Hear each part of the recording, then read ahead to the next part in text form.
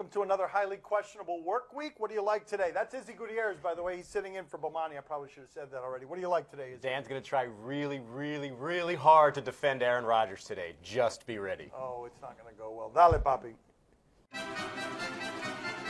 Are you convinced that the Oakland Raiders are as good as their record? They're 7-2. Convinced. In that league, convinced of what? I'm convinced the Patriots and Cowboys are good. I'm convinced the 49ers and Browns are bad. And that's about all I'm convinced of. Everyone else can mix and match, and you get Indianapolis going to Green Bay and winning at Green Bay. Their defense isn't very good. What I do know about them, though, is they are fun. They are reckless, and they might make mistakes all over the place, but they got people who make big plays. I'd say in this league, if you can win 7 of your first 9 games in a credible fashion, that you're for real. And that offense makes them credible. And if you think they're just throwing it around everywhere, well, they outgained Denver by 185 yards on the ground yesterday. So the offense seems to be there. The defense seems to be there because Khalil Mack is a beast, and they might be getting another crazy person back, Aldon Smith, if he's reinstated in a couple of weeks. So the defense might catch up to the offense. But really, when you're asking as a team for real, you're just asking, should we watch them? And yeah, I want to watch this team, and you should watch this team because they're a ton of fun. Well, I knew that Jack was going to turn the whole thing around. You know, that Latino coach, Jack Del Rio, I knew that he had what it takes to do it. I'm telling you something, that guy, I always had faith on him. While nobody believed in him, I was one of the only analysts that believed in him.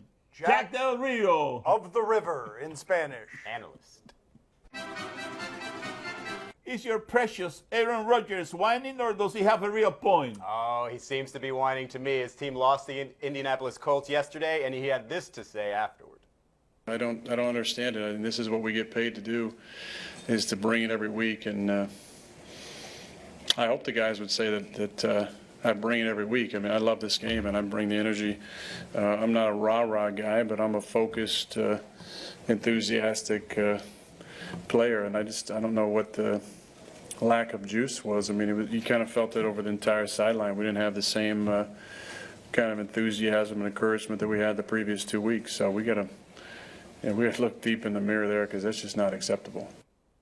Yeah, last year when he went all relax on us, Dan, you had confidence that he had confidence in himself and his team. Now he's going lack of juice on us, which tells me that Aaron has no idea what's going wrong with his team. And when he's 1 for 8 passing on passes 20 yards or farther down the field, that's not really lack of juice. That's Aaron Rodgers not doing Aaron Rodgers things. So there's a lot of problems in Green Bay, and he currently is one of them, Dan. It doesn't look like the quarterback I'm used to seeing that I've said is the greatest quarterback I've ever seen in terms of precision, accuracy, and the number of things that he can do. But when you lose and you don't have an explanation for the losing that you can say in public, we're going to ask you questions, and lack of juice sounds better than, man, my receivers really stink, and I don't have the support out here that I want to have. His choices there aren't good when he can look in a mirror, or he can say, my teammates aren't very good at offense and we don't have a running game. There was one guy who was really fired up on that game. Here he is. Oh, yeah. How do you know that's a he? How do we know if that's a he? Look at him go. That's a touchdown. Look at that move. Look at that move. Look at that. Ignored by Aaron Rodgers. That is a wide open receiver. Do we know if that's a he? We don't know if that's a he. How do we know that's not a she? What do you look for? Does Dak Prescott's 3-touchdown performance say more about him or the Browns? It says a lot about all of the Cowboys, and the Cowboys are really good, and they're really good even though they've got a rookie quarterback who they've made look better than he would look if, for example, he was playing for the Cleveland Browns. Dak Prescott would not look like this. He's got a lot of help on offense, and while the Browns are an indictment of competent football anywhere it's being played in America or beyond, Dak Prescott was good, and his teammates are better. This is not the time to assess Dak Prescott. We've had previous games that have been better to assess him with. Obviously, against the Browns, not a good idea. But there is still this obsession by Jerry Jones to get Tony Romo some playoff success, get him a Super Bowl ring as a starter. And so all you're kind of waiting for is that one game where he messes up. If it's against Pittsburgh the next time they play, maybe that happens. And I would not be surprised one bit if you see him out of that starting lineup. So I'm still very confused by what Jerry Jones really wants, to win or to win with Tony Romo, which might be, not very good for Dak Prescott. I just feel so bad about Cleveland. You know, they were 3-1 and they lost the World Series, and now the Browns they are going to go on 16. I'm only kidding.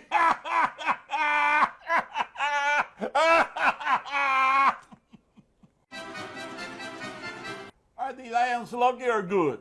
They're 5-4, and in all 5 of the victories, they've been down with 90 seconds left in the game. They did it again yesterday. Here they did it in overtime with what Golden Tate did here on 3rd and 8. This is a pretty fun, great way to end this football game. And yeah, that collision at the end was hilarious. That's just tremendous. But the idea that this is an ability to come back late in games is probably something that they would have used at some point in the last 10 years if Matt Stafford had that ability to win games late. They're getting pretty lucky. Now, people have always wondered if Matt Stafford is any good, and I would say that most people just said, hey, he has Calvin Johnson. He can just throw it up there, and he'll catch it. But I think this season is really proving that Matt Stafford might be something legitimate here. And, again, like we said about the Raiders, they win in a credible way because we know their offense is very good. I don't know if the Detroit Lions are very good, but at 5-4 in that division, I mean, maybe there's something to them. I've got a good Golden Tate story for you. He was on the radio with us, and he was telling the story, and he's like, and that's when I became Showtime Tate, to which my response was, I didn't know you were Showtime Tate. I didn't know anyone referred to you as Showtime Tate. He really wants to be Showtime. Now you know. I have a new favorite player in the NFL. That guy, the field goal kicker for Detroit. I call him the Lone Ranger. What's his name? He doesn't know his name. That's why he calls him the Long Ranger. Not a bad nickname for Matt Prater. Or Steph Curry. Long Ranger. Because he's like Lone Ranger, but he's long. That's right. That's right. It's like the Lone Ranger, but it's long. Long Now I got it. field goals. Who was more in the wrong here, Travis Kelce or the official? Travis is his name, not Travis. Travis, but this he's doing the show in his second language. It's okay, it's Travis. This is exceptional video here. Imagine that you don't know anything about football, you don't have any context for what football is, and then you see this. Look at this here. Kelce's upset because, I mean, for good reason. That's interference. He deserved a call there, but so how does he express his displeasure? Watch this. Like, you don't have any context for football. There's a flag for you. Why? How dare you? You threw that up in the air. Now I'm going to take this, and I'm going to throw this at you. What do you think of that? Well, I'm going to throw this in the air. What do you think of that? Now I'm going to throw this thing. Now there's a yellow napkin in the air. Like, if you don't know what's happening there, you're like, why? What is this? What is happening here? If you've never just dropped on the planet, you think American football is about who can throw the most random thing in the air the highest. Even the Jacksonville Jaguars player just mimicked throwing something really high in the air. And so, yeah, that is absolutely perfect video for people who don't know football. Can we see that again, please? Because the reason the ref threw his hat in the air is because he'd already thrown his flag. But let's just concentrate just on the ref here. Here we go. All right, I throw my flag. I only have one of those. I should probably have more of those. Well, I don't like this, so I'm going to throw this camouflage thing at you. And then I'm going to, oh, yeah? Well, what's this?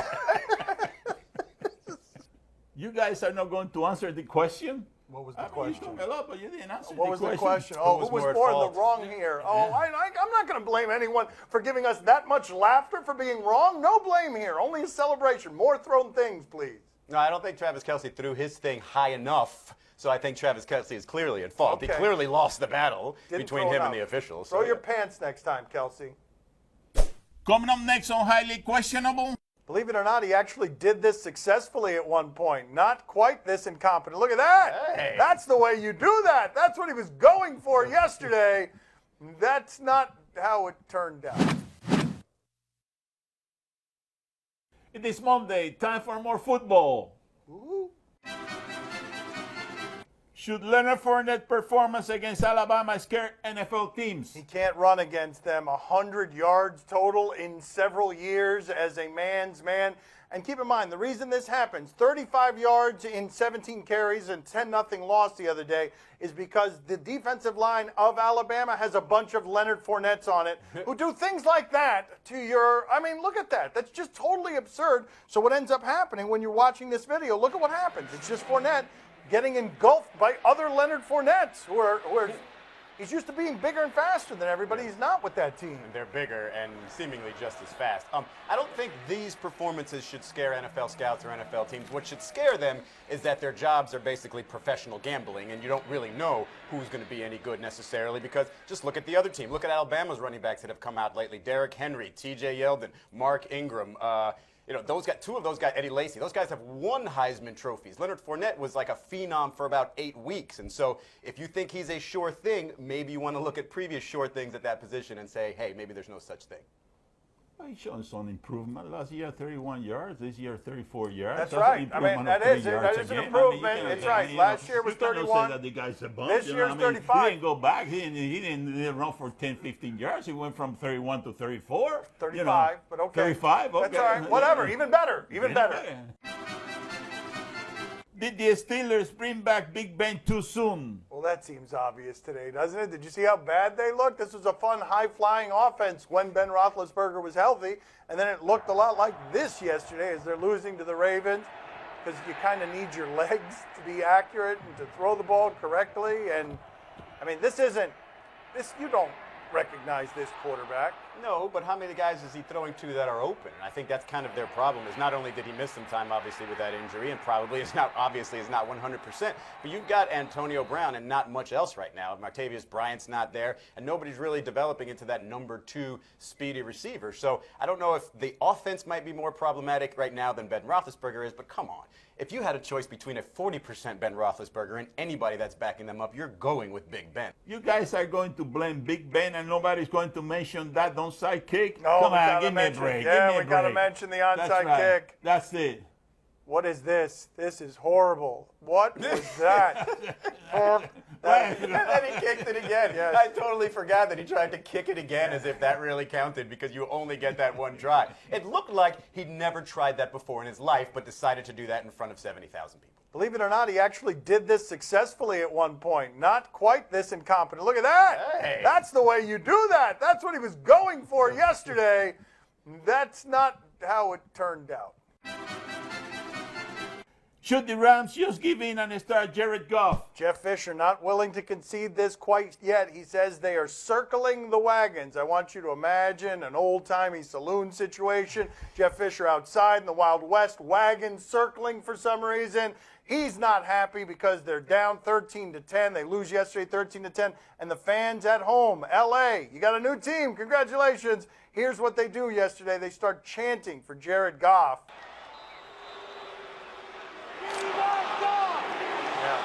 Second quarter.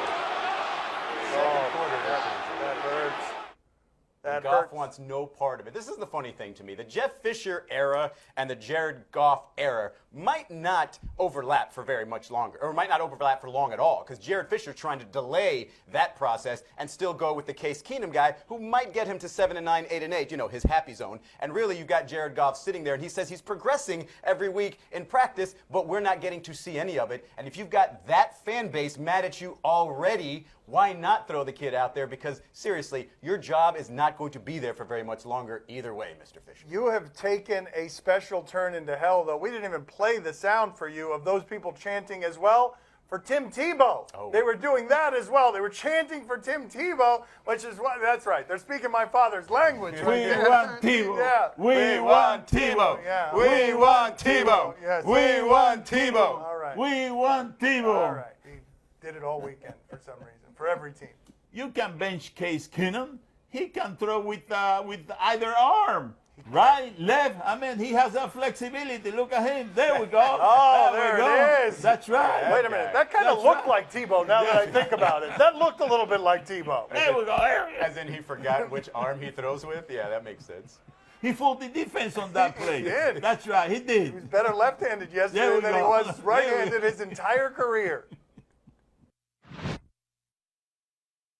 It looked like a lake. Today, I'm in the Maybach, and that car came with some drapes. So, I look like a safe. I put your bag in your place. I look you right in your face. Sing to you like I'm Drake. Yeah, good drunk, big nuts. Good. I put a Ford on the rocks. Drop top, no hot box. 12 tried to pull me over. Pink slips to the cops. Questionable is broadcast from the Clevelander Hotel on beautiful South Beach, Miami. Time to play the game that has no meaningful relationships. Do you question? You give us topics and events, we question them. Do you question if this was excessive? What sport are we in? Are we still in football? They are trying to eradicate all of the celebrations. What do we have here? Tell me we've got an excessive one. Oh, I love this punter, Marquette King. Watch this. Coffin corner. That's pretty perfect right there. And this is how you feel yourself. Let me ride that donkey, donkey. Let me ride that donkey, donkey, please. Is that where you're going with that? You're saying him riding the donkey? I don't know what that is, but it is by far the best. I mean, how much better is this coordination than that Pittsburgh Steelers kicker? I mean, this guy's got a future. Yes. This guy got a future, and he deserves a penalty for that. Just to be consistent, deserves a no, penalty you for cannot that. penalize Of that. course, you have to. That way Giddy you know up, better. giddy up. He's going to where those circled wagons of Jeff Fisher are. Are you kidding me? He's riding a Bronco. Can you see it? Oh, is that what That's he was right. doing? That's what he's doing. He's riding a Bronco. Yeah. What's the matter with you guys? that's You're my supposed fault. to be experts, Yeah, that's you my know? fault. My yeah. fault. How many times has he made Dan look dumb? Yeah, I missed that. Oh, what is he doing? My father's skiing, or I don't know what he's doing. Riding a Bronco. No, you are not riding a Bronco. He got Von Miller with his next celebration. Oh, what? We had multiple celebrations Yeah. last night? Oh, I love that the Raiders punter has swag. Get out of here. He did that. Okay. Oh, yeah. I mean, that is so much fun. We forget to mention the special teams with this team, but this is why they're special. That guy right there is bringing them everything they need to be 7-2 this year. He's the man. Well, Texas and Texas A&M, is that what it was? Texas Tech and Texas. Oh, Texas Tech, and how many Texas teams they got? Texas A&M, Texas. Good question. Texas Good question. Go ahead. Texas. Go ahead. Ask it. Do you question if this was good defense? All right, we go out to Texas Tech. We may have done some foreshadowing there. You may have noticed. We didn't know we were on camera. Let's go out there and see what kind of defense. If it was in that game, there wasn't any good defense. Yeah, I mean, this is, yeah, of course. He's going to score on this. Let's see. That's exactly how I feel. Whoa, oh, wait a minute. Wait a minute. What just happened there? Did that actually happen? Is this going to count? Oh, don't get chased down there. Don't get chased down there. That's a long way that guy's going. Yeah! What happened in that huddle? What just happened? I would say that's the last 15 years of Texas Tech football, right there, in a time capsule. What does it look like? Right there. I think that the ball crossed the goal line before he got pulled out. If you want my opinion, I saw it from my vantage point here. Okay, That's right. maybe, There we I go, don't you know. What difference does it make? Right. I don't care. Who cares? Which It is doesn't the better? matter. It's just great fun. Like, whatever. You can go replay it if you want. We'll have that forever. You can't take that away from us. Time to play the game that has poor timing. See? Oh no. You tell us what to watch on television tonight. We'll tell you if we're intrigued. He's always intrigued. On ESPN, Monday Night Football, Bills and Seahawks. No, thank you. Not interested. But the Bills did the Mannequin Challenge recently. Have you heard of the Mannequin Challenge, Poppy? Do you know what that is? No, I haven't heard about that. All right. What do you imagine the Mannequin Challenge is? Do you have any theories on this? I don't know. I got you know I'm just. No, he doesn't have any theories That's right. on this. Let's Mannequin see what challenge. the Bills are doing. That's right. All What right, they're let's doing. see what we're doing here. They're faking like the stillness. You know, they're being mannequins. Mannequins don't move. One of the least interesting fads to go on social media. How much do you watch these things and look really close and judge them to see if they're moving there? Well, what's funny about this is that's exactly what their defense looked like to Gronk and Brady when they were throwing against it right there. Nobody moving. Izzy, are you intrigued by tonight's matchup? I am certainly not intrigued. I'm not intrigued by the game. I'm certainly not intrigued by the mannequin challenges. I think it's jumped the shark faster than any other one of these social media trends. Poppy, are you intrigued? Oh, see, I'm very intrigued. Listen, the Bills are a lot better at the Mannequin Challenge than Jerry Jones. Jerry Jones. Is that? Oh, this is the. They're all moving. Oh no.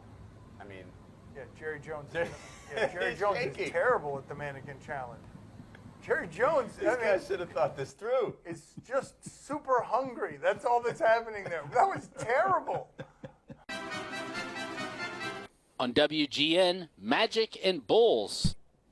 Dwayne Wade, Papa, you can watch Dwayne Wade. He's coming to town here with the Miami Heat here soon with the Chicago Bulls. Oh, wow, my father's not real happy about that. All right, let's look at Biyombo here. Biyombo doing things for the Magic. He's no longer with the Raptors. Ouch. Ouch. Oh, your soul. Oh, that's not a foul on anybody. Izzy, are you intrigued? No, not at all. And it's really just because it's the Magic. I don't know what they were doing in the offseason. I mean, you got Bismack Biyombo, you've got Serge Ibaka, you got Vucevic. Like, what are they doing over there? Elfrid Payton can't shoot the ball. I have no idea what they're doing. They're no fun to watch. It's a good question. Poppy, are you intrigued? Oh, see, I'm wearing Tripolis, and that was my favorite block of the weekend. Watch this. Let's see. Yep. Oh, I wonder how this is going to end up. I mean, block is a strong word. That's a goaltend. No, it is not a goaltend. Not in my father's world, my friend. And he may as well have been officiating this game because it was absolutely a goaltend, but they had zero interest in calling it. Joel Embiid, I love you. You're my type of player. Eat it, LeBron. There you go. All right, very good. That's all the time we have for today. Thank you for watching. We will talk to you again tomorrow. Thanks for watching. Thanks for watching. Somebody will talk to you Tuesday. Thanks for filling in, Easy. I mean, you're going to try this again? Yeah. You got a Hall of Famer. You got a Hall of Famer. He's not a rookie anymore.